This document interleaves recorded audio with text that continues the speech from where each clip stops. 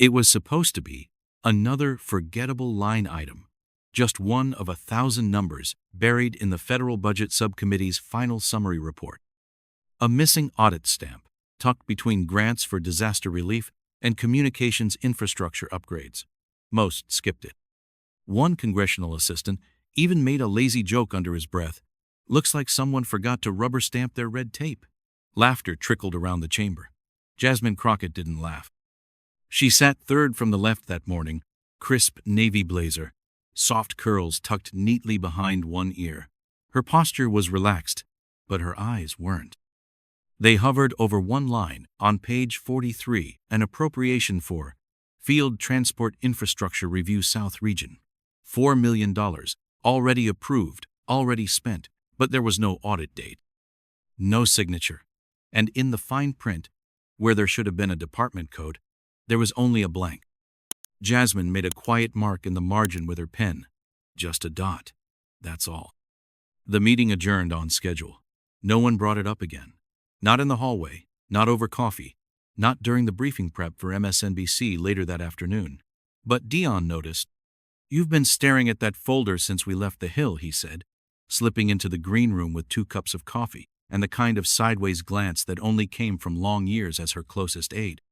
Jasmine looked up slowly. "Would you approve a $4 million line item without knowing who received it?" Dion sighed, set her coffee down. "They do it all the time." "Yeah," she muttered. "That's the problem." That night, after her segment aired a routine ethics panel, nothing off script, she sat at her kitchen table in Dallas. The only light came from the microwave clock and the laptop screen in front of her. She wasn't doom-scrolling. She was cross-referencing. 3 contracts, listed in the South Region's field infrastructure spending, led back to a logistics firm out of McAllen, Texas. The company's name, Orion Advance Group, rang no bells. No website. No digital footprint. Just a P.O. box and a name filed with the state Brigham Lowell. A name Jasmine recognized, not from headlines, but from a subcommittee meeting nearly 2 years ago. Brigham Lowell had once testified as a civilian contractor for the Department of Homeland Security. That transcript was still available barely. She found it buried in the committee archives. When asked who funded his pilot program for tactical border observation, he had answered, "Through discretionary coordination." She whispered it aloud now. Discretionary coordination. By midnight, Jasmine had printed out 14 pages of related notes. Some were clear, most weren't, but there was a thread, and she felt it tugging at her. Still, she didn't email anyone. Didn't call a journalist. She just placed the papers into a slim folder, marked it with a small orange dot, and slid it into her satchel. 2 days later, during a routine education committee meeting, Jasmine sat quietly through a presentation on post-COVID student data privacy. She took no notes, asked no questions. Her mind was elsewhere. On page 43, on McAllen, on the missing stamp, on the feeling that $4 million had quietly walked past a gate that was supposed to protect the people. That evening, Dion found her in the office, still in her coat, shoes off, papers scattered across the desk. "Jazz, it's Friday." She didn't look up. "Did you ever hear of a company called Orion Advance?" Dion blinked. "Orion? Like the constellation?" "No, like the contractor that's somehow listed in 3 different regions without a federal ID." He walked in, set his keys down. "I'll check." She nodded slowly. "They're hiding something, Dion. Not loud, not messy, just tucked away." He looked at her then, not like a staffer, but like a friend. "Are you sure you want to go down this road again?" Jasmine didn't answer. She just returned to the line item, whispering it under her breath. Field Transport Infrastructure Review South Region. It sounded like potholes and bridges, but it wasn't. It never was. That Sunday morning, she sat in the back row of a community town hall in Oak Cliff. She hadn't come to speak, just to listen. A man in his 50s stood up to talk about increased patrols near his neighborhood. "I don't mind safety," he said. "But the last 3 nights, unmarked vans been circling our street. No logos, no plates. Ain't nobody knocking. Just parked." People murmured. Jasmine didn't speak. She just scribbled 2 words in her notebook. Unmarked vans. On the drive home, she passed a billboard near Fair Park. It read, "Safe communities start with secure borders." Paid for by a PAC she didn't recognize. She noted the name, Western Values Forward. She'd seen it once before on a single-page donation log from the very same subcommittee that approved the page 43 funding. And just like that, the quiet tug became a pulse. This wasn't about Trump. Not directly, not yet. This was about an appropriation line so ordinary that no one blinked. A budget adjustment so unremarkable that it slipped under every radar, except hers. By Monday morning, Jasmine had assembled a spreadsheet of names, vendor codes, and contract dates. It wasn't an exposé. Not yet. But it was a door, and the knob was warm.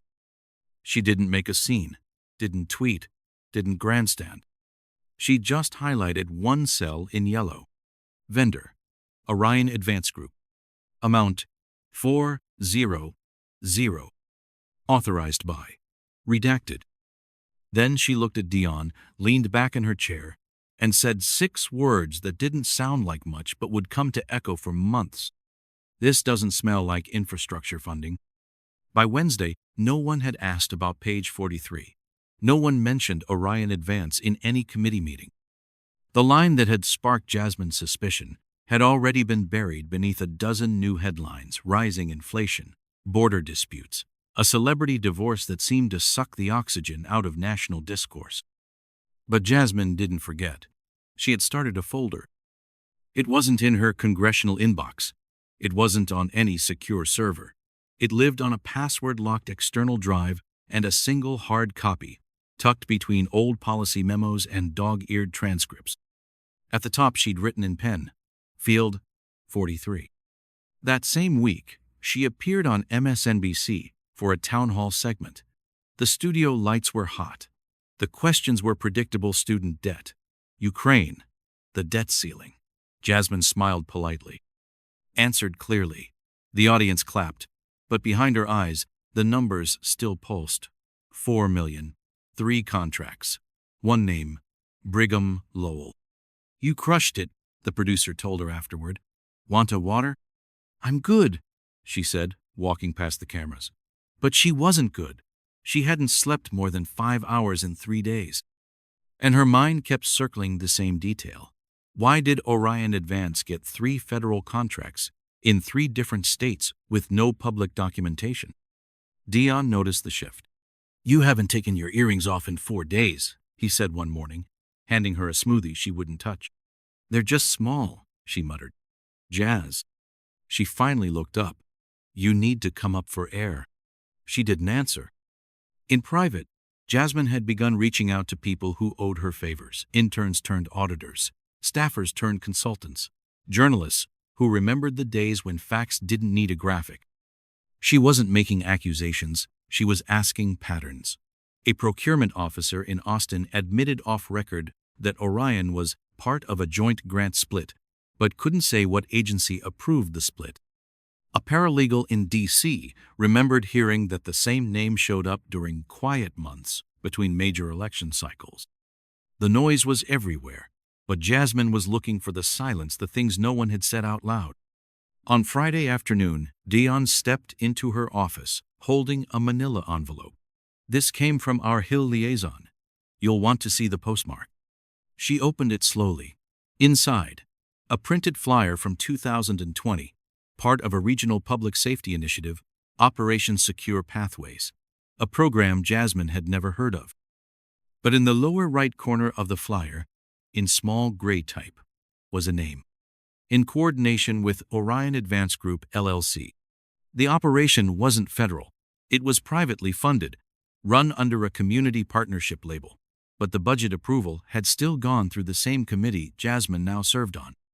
That night, back in her apartment, she didn't turn on the lights. She sat in the dim gray of dusk, fingers lightly tapping the folder. She opened it and started adding, Operation Secure Pathways 2020. Orion Advance listed as logistics partner, public-facing, but not federally registered. She paused. then wrote one more line beneath it. Private contractors using public money equals legal theater? Her phone buzzed. Her mother. Again. Jasmine didn't answer.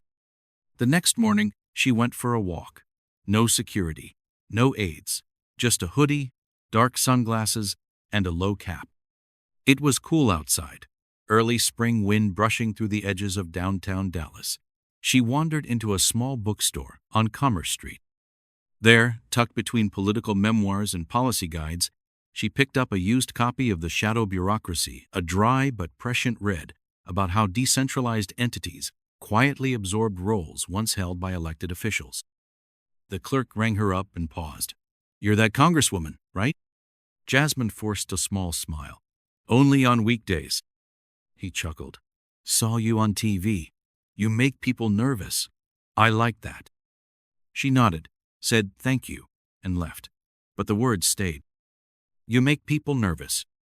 Back in the office, Dion had news. "I think I found where the missing audit should have been filed." She sat down. "Show me." He pulled up a document from the Department of Border Oversight. It wasn't labeled Orion. It was coded under Joint Infrastructure Monitoring, JIM, pilot funding. No contractor names. Just dollar amounts, identical to the ones listed under page 43. "So, they renamed the operation," she said. "Split the same money between two narratives." "And scrub the chain of custody," Dion added. "Makes it harder to trace." Jasmine leaned back. No wonder it doesn't smell like infrastructure. Later that day, during a briefing with the Congressional Progressive Caucus, she spoke little, just nodded, just smiled, but her mind was running, not racing tracking. What she was beginning to realize wasn't just about one contractor. It was about a system of approval without attribution, spending without ownership, accountability without fingerprints. And the deeper truth, no one seemed to care because the money didn't scream. It was clean, sanitized, stamped quietly. That night, she received a text from a former classmate who now worked in procurement law. "Jazz, ever heard of Echo 9? They pop up when Orion disappears." Another ghost name, another shadow. She replied with one word, "Thanks." She then clicked off her phone, returned to her notes, and reread a single sentence she had scrawled in the corner of the folder. Silence isn't neutral when power fills the gap.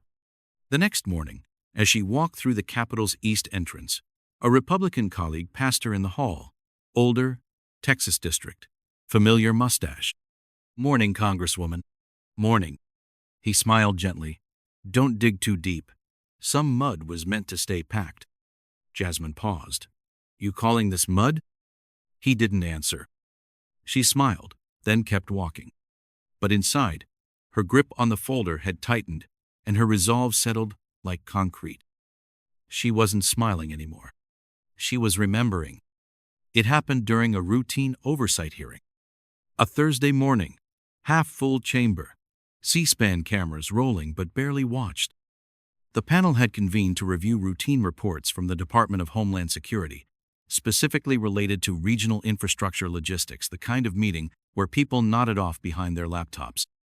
Jasmine Crockett sat near the end of the dais, not speaking, just listening, just waiting. She had studied every name on the morning's witness list. One in particular stood out, Elliot Shaner, Regional Logistics Liaison for the DHS. His official job was to oversee interstate coordination for transportation support during federally funded programs. Unofficially, he'd signed off on 2 of the contracts tied to Orion Advance. Jasmine had the documents in her folder. The committee chair droned on about traffic flow optimization on federal land. Elliot Shaner answered in clipped, practiced tones. "Yes, sir. As the report indicates, we've seen no major irregularities." It was theater, the dull kind, but Jasmine knew what came next. When it was her turn to question, she leaned forward, elbows on the table, voice low but steady.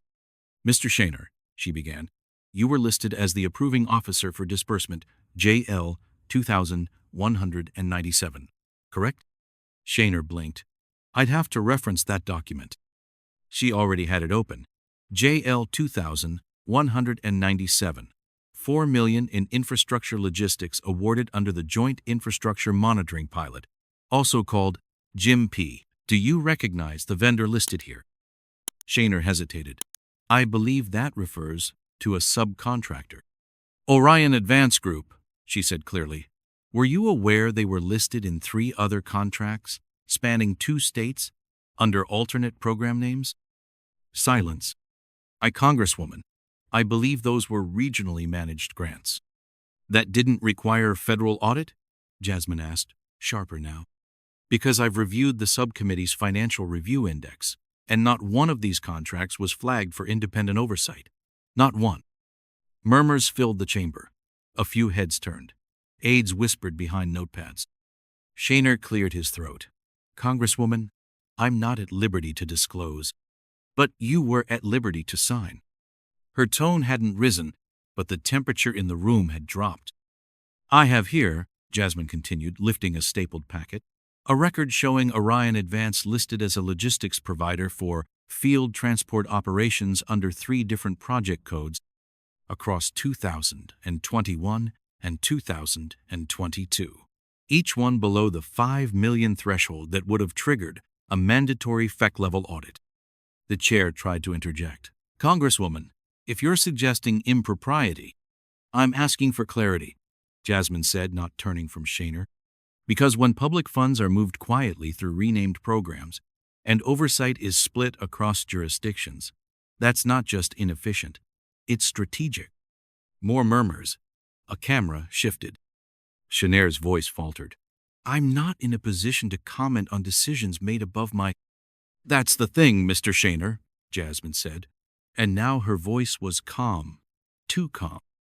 No one ever is. The people who build these invisible corridors of money, they're always just beneath the surface of accountability. She paused. Let it settle. Then softly, so I'll ask again. Who authorized the JIMP distribution to Orion Advance? And under what justification was the audit review bypassed? Shaner didn't speak. The chair cleared his throat. Let's return to the broader... But it was too late. The curtain had slipped. C-SPAN clipped the exchange. So did MSNBC.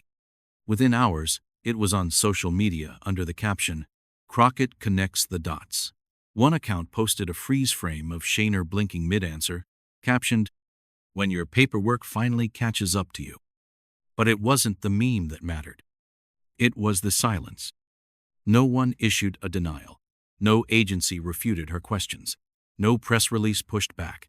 And that, Jasmine knew, meant something had landed. That afternoon, in her office, Dion pulled up a map of public-private grant approvals. We cross-referenced the other names from the Echo 9 data. Guess what? 3 of them received contracts from the same grant pool. And guess where else they showed up? He tapped the screen. Rio Grande Valley, El Centro, Del Rio. They're funneling these grants, Jasmine said quietly, into what looks like a private transport initiative. Dion nodded. One step removed from DHS oversight. One name change away from plausible deniability. Jasmine stared at the screen. So they didn't just hide the money, they hid the purpose. The phone rang. It was a reporter from Politico. Then another from The Intercept. Then Texas Tribune. She declined them all. She wasn't ready to speak, not yet. Not until she could prove it wasn't just sloppy oversight. But someone else was ready. That night, a clip surfaced on an independent investigative blog. Security footage. Timestamp July 2022. 2 unmarked vans pulling into a private airfield in Webb County. No logos. No manifest. Just men in plain clothes, unloading sealed crates from the back. The caption read, "This airstrip is 3 miles from Orion's registered P.O. box." Jasmine stared at the footage for 5 straight minutes, not because it shocked her, but because it confirmed what she feared. This wasn't about roads. It was about movement. Controlled, private, undocumented movement funded with public trust. At 2:17 a.m., Dion knocked on her door. "You saw it?" "I did. They're going to come hard." "I know. You want to pull back." She looked up slowly. That's the part they never get. I wasn't trying to win airtime. I was trying to understand where the line was crossed. Dion nodded, stepped back. Then we keep digging. 2 days later, a low-profile logistics blog ran a story about a subcontractor tied to Orion who listed border stabilization operations in his portfolio. The twist: the company wasn't licensed for security or transport. It specialized in temporary medical staffing. Jasmine highlighted that article, printed it, and added it to her Field 43 folder. She didn't need more outrage. She needed patterns. And now they were forming. That weekend, she attended a private roundtable with several House colleagues. It was supposed to be off the record, no cameras, no quotes. One representative from Oregon asked, "Why push this? It's not illegal unless you can show intent." Jasmine stared at her glass of water. "Intent is a courtroom word," she said. "But if you give millions of dollars to a ghost company with no audit trail and no service record, and that company moves crates on unmarked runways, what exactly are we pretending not to see?" The room was quiet. One of the freshmen nodded. "She's right." But not everyone agreed. One moderate stood up, visibly frustrated. "This could blow back on all of us in midterms." Jasmine stood too. "Then maybe some of us shouldn't be here." The room froze. No shouting, no drama. Just a woman holding a folder full of receipts no one had asked for and a voice unwilling to dilute them. That night, she returned to her apartment. Outside, someone had left a note on her windshield. Just 4 words, scrawled in blocky Sharpie. "Don't get too curious." Jasmine didn't flinch. She folded it in half, tucked it into the Field 43 folder, and poured herself a cup of coffee. Then, for the first time in weeks, she turned on the mic on her laptop and began recording a voice memo, not for the press, not for social media. Just for herself. "They're betting I'll break in public. But I broke in private weeks ago, the first time I realized the money wasn't just missing, it was rebranded. They don't fear scandal. They fear pattern. And I've got one now." She paused, then whispered, "Let's keep going." It began with a sentence. 12 words. Delivered not on the House floor, not in front of cameras, but in a quiet meeting room on the 3rd floor of the Capitol complex. A closed-door ethics roundtable. 5 members. 1 agenda item: grant transparency reform. Jasmine Crockett waited until the last 10 minutes of the meeting. "If we allow public funds to move through ghosts," she said evenly, "then democracy becomes an illusion we co-sign with silence." The room went still, not because it was provocative, but because it was precise. Representative Keeling, a veteran Democrat from Illinois, glanced up from his notebook. "Are you referring to the infrastructure grants under Jim P.?" "I'm referring to what those grants evolved into," Jasmine replied, "and the names we stopped asking questions about after the contracts were awarded." Nobody interrupted her after that. That same evening, back in her district office in Dallas, Dion laid out a new folder across the table. "This one just came in. Tipster flagged a 2023 Logistics Award. Different name, same footprint." Jasmine leaned forward. "The company, Horizon Regional Strategies, LLC. Address, P.O. Box, in Lubbock. Contract amount, $3.97 million. Purpose, emergency infrastructure flexibility." 3.9, she muttered. "Just under the audit line." Dion pointed to the bottom line of the contract summary. "Now look here, subcontractor listed as Echo 9 Logistics." She closed her eyes. So they hadn't disappeared. They'd just shapeshifted. The following week, Jasmine accepted a guest spot on State of the Union with CNN. The host, Kristen Dellar, was sharp but fair. She opened the segment with a nod to Jasmine's rising profile and asked, with careful neutrality, "Congresswoman, are you accusing government agencies of laundering public funds?" Jasmine didn't blink. "I'm saying the system we trust to watch our money is trained not to watch itself." Dellar paused. "You've said in previous statements that audit avoidance isn't an accident." "It's a tactic," Jasmine replied. "When the same people write the rules and approve the exceptions, We stop being regulators. We become narrators. The clip spread fast, not because she yelled, but because she didn't. Because she used phrases like ethical inertia and plausible invisibility with the calm of someone who had done her homework alone, off camera, without press briefings. Still, the backlash came. Pundits on cable networks accused her of grandstanding. Anonymous op-eds in conservative blogs called her a bureaucratic conspiracy theorist. One even labeled her the Cassandra of Congress. Jasmine read that line twice and wrote it down in her notebook. Cassandra saw the truth. They just didn't believe her. That Friday, she returned to Capitol Hill to deliver a floor speech during general remarks, a time typically reserved for platitudes and campaign soundbites. But Jasmine came with something else. She carried a single legal pad, a black pen, and the Field 43 folder now so full it strained the metal clasp. When the speaker yielded time, she approached the podium slowly. No slideshow, no visual aid. Only words. When we talk about transparency, she began, we often frame it as a principle, a noble ideal. But I've come to believe it's more than that. Transparency is not just what we owe voters. It's what we withhold from corruption. Silence. Over the past 2 years, nearly $13 million in public funds has moved through regional contracts under names no one in this room can explain. Companies without offices, programs without websites, projects without measurable outcomes. And we've signed off on all of it. She looked up. And if you think I'm talking about a single party or administration, you haven't been paying attention. Across the chamber, heads turned. Jasmine continued. I'm not here to point fingers. I'm here to hold a mirror. Because I've read the contracts. I've called the agencies. I've watched the names change on the paperwork while the hand behind the pen stays the same. Then, without raising her voice, they've built a machine. It doesn't need votes. It just needs our permission to look away. A long pause. And then the final cut. Quiet, deliberate, devastating. So the question is no longer who signed the check. The question is who stopped asking where it was going. She stepped back from the mic. No applause, no outburst. Just a stunned quiet that blanketed the chamber like fog. Representative Greer, a known opponent of her recent moves, stood and attempted to file a procedural objection, but his voice caught.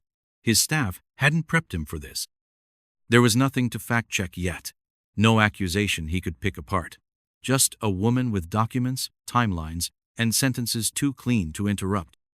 The clip aired in full on C-SPAN, then on MSNBC, then late-night shows, then TikTok. One user captioned it. She didn't yell. She didn't blink. She just made everyone else look small. But behind closed doors, pressure mounted. Her chief of staff, Rashad, walked into her office the next morning holding a printed email. They're calling for a quiet review. Who? House Ethics. They want to know how you obtained some of the contract data. Jasmine raised an eyebrow. You mean the data they didn't bother reading the first time? He didn't answer. She exhaled. Let them review. I'm not hiding it. I mailed it to them myself. Later that evening, a longtime donor called her private line. He didn't threaten. He advised. Tone it down, Jasmine. You're making good points, but you're alienating allies. If you keep poking the bear, don't act surprised when the claws come out. She let the silence hang, then said softly, The claws are already out. I'm just not bleeding. The next morning, her office received a letter. Typed, unsigned. It read, I worked in procurement from 2015 to 2020. They taught us to keep things under 5M. No bids, no spotlight. Just signatures. We called it the Goldilocks zone. Not too big to notice, not small enough to ignore. Just right to vanish. Jasmine read it twice, then folded it into the Field 43 file. By week's end, she'd built a full data timeline. Orion, Echo 9. Horizon with matching contract values, identical subcontractor patterns, and recurring P.O. box addresses. She didn't publish it. She sent it to 4 members of the Oversight Committee, 1 Democrat, 1 Republican, 1 Independent, 1 undecided.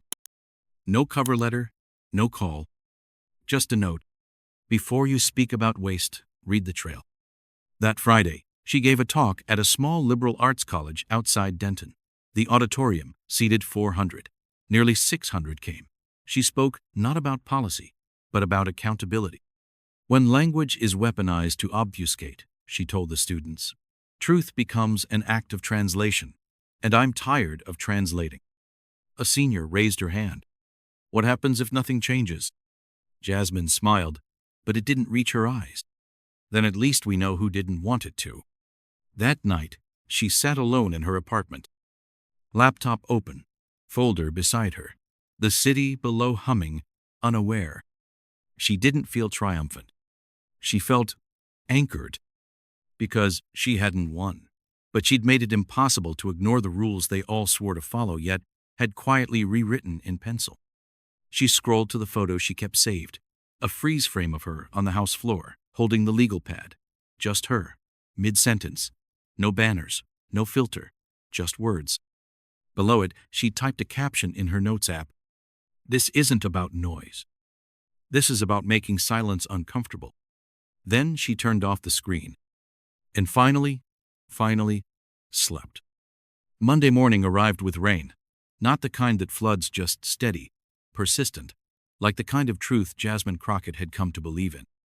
The kind that doesn't crash through windows but seeps through the cracks. She didn't wear anything special, gray slacks, navy blouse, no makeup. She didn't need to look ready. She already was. When she stepped into her office, there was a white envelope waiting on her desk. No stamp, no return address. She opened it. Inside was a photocopy of a logistics manifest. Top corner, Horizon Regional Strategies.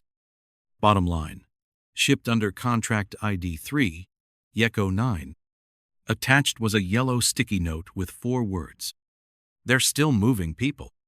She stared at it for a full minute. Not moving money, not moving equipment. People. That changed everything and nothing. That afternoon, she made a phone call. Not to the press, not to the committee. To someone she'd never called before, Roselle Hayworth. Philanthropist, donor, oil heiress. The kind of woman who didn't just attend fundraisers, she curated them. Roselle picked up on the second ring. Jasmine, I need to meet. I figured you might. They met in a private suite at the Conrad near DuPont Circle. No aides, no cameras, no agenda. Roselle poured them both coffee. No cream, no sugar, just black and boiling. I saw your last speech, she said. I wasn't performing. I know, Roselle said softly. That's why it landed. They sat in silence. Then Jasmine slid the manifest across the table. Roselle read it carefully. No expression. After a long pause, she said, You're going to make enemies that don't tweet. I already have.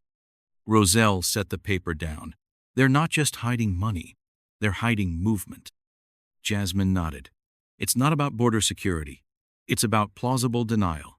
They created a shadow route. And if you call it out by name? I won't, Jasmine said. Not yet. I'll just say enough for the public to recognize the smell when it comes again. Roselle leaned back. You're not trying to break the system. I'm trying to make it hear itself. Roselle studied her. Then you need one more thing. What? A second voice. Someone they can't ignore. Jasmine looked out the window. I'm not the one who should be loud, she said. They are. 2 days later, she called for a community forum, not in D.C., not even in Dallas. She held it in McAllen, Texas, close to where Orion Advance had once claimed to operate, closer still to where people had begun to whisper. The venue was a municipal gymnasium, folding chairs, a portable mic, no official media. But people came, nearly 400 of them. Students, clergy, former customs workers, 2 retired teachers, and 1 woman who drove from Del Rio with nothing but a stack of handwritten notes in a Ziploc bag. Jasmine stood at the center. I'm not here with solutions, she said. I'm here with questions. because sometimes asking them in the open is what forces the answers out. She didn't speak long. She didn't need to. Then she opened the floor. A man in his 70s stood first. "My nephew worked security near those airstrips," he said. "Said they ran night drills, no badges, just orders." A young woman followed. "I applied to Orion once. They interviewed me in a strip mall and told me not to talk about the job title." Then the woman with the Ziploc bag stepped forward. Her name was Luz Ortega. She unfolded a sheet of paper with trembling hands. "This is my cousin's last text. October 2022. He crossed over legally. Was told he'd be processed for a work visa. Then he disappeared. All we got was this." She read the message aloud. "They're taking us to another site. No IDs. If I don't come back, ask about Horizon." The room fell silent. Jasmine stepped forward, placed a hand on Luz's shoulder. "I will." That night, back at the hotel, Dion sat across from Jasmine with the updated map. "We now have 5 regions. Different names, same structures, each one just under federal oversight thresholds." Jasmine looked down at the list. Her voice was quiet. "They're doing it because we've trained ourselves not to connect dots unless it's labeled a scandal." Dion didn't argue. He just said, "The dots are yours now." The next morning, Jasmine held a press conference. No steps, no flags, just a podium in front of a rusted fence near a logistics yard in Laredo. "This isn't a partisan story," she began. "It's a pattern, a mirror, a question. What happens when we build systems that don't require lying, just forgetting?" She held up the logistics manifest. "This is a contract signed with public money, executed in silence and buried in bureaucracy. But it carries a name." She paused, held the paper up higher. "And names don't disappear, just because no one says them." Reporters shouted questions. She didn't answer. She stepped back, handed out the manifest copies, and walked off quietly. That was enough. By Friday, headlines circled. Crockett raises red flags over hidden transit networks. Federal contracts under scrutiny after McAllen Forum. Where did the money and the people go?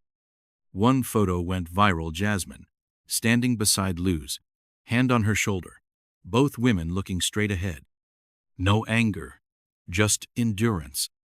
Behind the scenes, the pushback sharpened. A right-wing influencer posted Jasmine's home address. Her website was hit with coordinated traffic surges. One senator questioned her mental fitness in a live interview. But more quietly, others reached out. A former federal budget analyst sent her a scanned ledger line items scrubbed from the public database. One of them matched a Horizon contract. A whistleblower from a logistics firm requested a closed-door meeting. And from across the aisle, a single text from a Republican staffer. "We've known, just didn't have the stomach to be first." Jasmine didn't respond, but she underlined the message in her journal. Didn't have the stomach to be first. On Sunday, she walked into her father's church. Not to speak, just to sit. After service, an elder pulled her aside. "I watched the press thing," he said. "I heard the words behind your words." She waited. He smiled. "They'll call you all kinds of names, but the thing about echoes is they don't ask for permission to bounce." Then he walked away. She didn't cry. She just stood still and let that sentence settle deep in her ribs. Monday came again, and this time, she held nothing back. Jasmine Crockett stood in front of the Oversight Committee, not as a witness, but as a member. She introduced a motion to open a formal bipartisan inquiry into regional infrastructure grants, cross-agency contractor overlap, and subcontractor anonymity protections within federal procurement law. She didn't grandstand. She didn't appeal to ideology. She just said, "If you believe the government should fear sunlight, vote no." The motion passed barely. But it passed. And the room, once filled with polite apathy, gave her its first real silence. Not resistance. Respect. That evening, she returned to her apartment. The folder was full now, too full. So she started a second one. Label, Field 44. Dion walked in, holding takeout. "You're starting over?" Jasmine nodded. "I'm not trying to end a system, Dion. I'm trying to remind it what truth feels like." He smiled, tired but proud. Then, just before he left, he said, "You know what your real weapon is, Jazz." "What?" "You made them hear their own voice, and they didn't like how it sounded." She didn't answer. She didn't need to. The echo was already bouncing. Through committee halls. Through contract rooms. Through silent inboxes. Through the minds of every person who thought no one would notice. And for the first time in a long time, they did.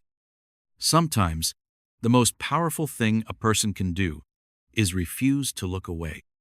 Jasmine Crockett didn't blow the whistle with fire. She did it with paper, silence, and the courage to stay when every signal told her to stop. She didn't scream over the system, she made the system hear itself. And maybe that's what real accountability sounds like. Not louder, just undeniable. But let's bring this closer to home. Have you ever been in a room where you saw something wrong, not dramatic, not obvious, but just off enough that it lingered? Have you ever hesitated to speak because you knew the cost wasn't just professional, but personal? If you have, you're not alone.